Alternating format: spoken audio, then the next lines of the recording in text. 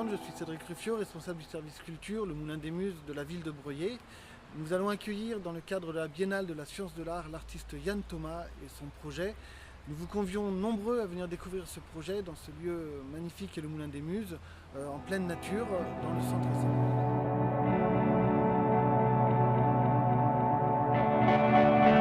Je suis Yann Thomas, artiste observateur à l'ONU et président à vie de Ouest Lumière. Ouest Lumière est connecté au cabinet M depuis les années 20 et donc récemment nous avons reçu un colis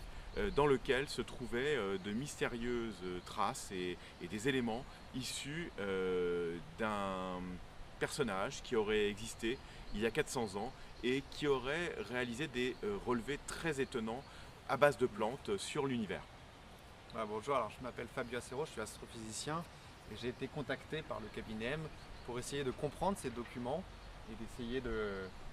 les authentifier et comprendre leur origine. Et ce qui m'a interpellé, c'est qu'il y avait un lien très fort dans les imageries de ces documents avec des choses que je connais personnellement, sur lesquelles je travaille, les étoiles, les galaxies, et certaines de ces images donc ressemblent à ce qu'on connaît aujourd'hui au XXIe siècle de ces galaxies. Donc comment, il y a 400 ans, ces observations ont été possibles, comment a-t-il pu se connecter de cette manière à l'univers? C'est vraiment le point intriguant que nous allons explorer justement ici dans ce projet, essayer de comprendre comment il a pu faire et qu'est-ce qu'il a pu observer.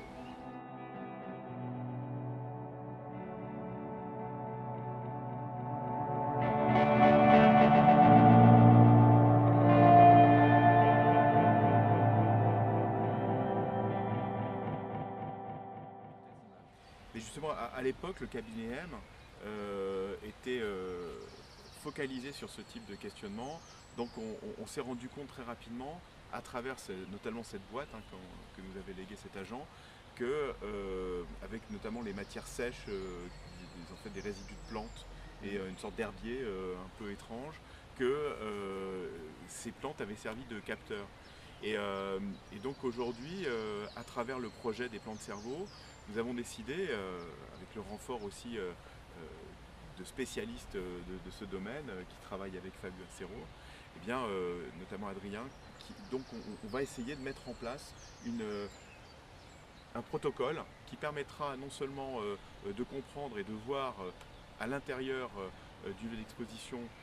quelles sont les restitutions que nous avons retrouvées de l'époque, Oui. mais aussi ce que nous pouvons aujourd'hui tirer de cette technologie qui a été inventée donc il y a 400 ans, en connexion avec les plantes étant transformées en capteurs et donc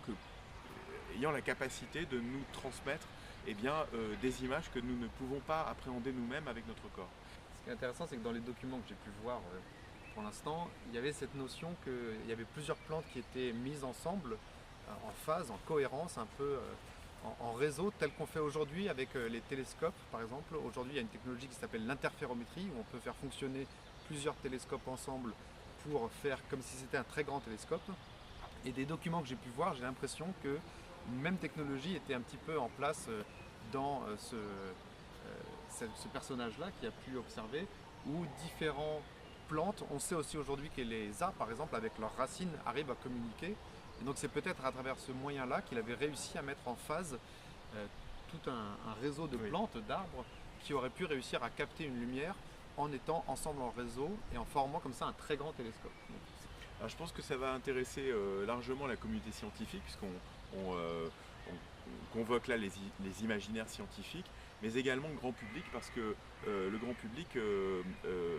va devenir un élément moteur de ce projet. Il y aura une salle qui sera consacrée aux restitutions du public d'ici, et donc on verra au fur et à mesure des jours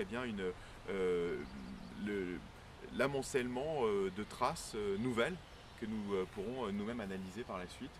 qui seront issues des personnes qui auront vécu l'expérience et le protocole.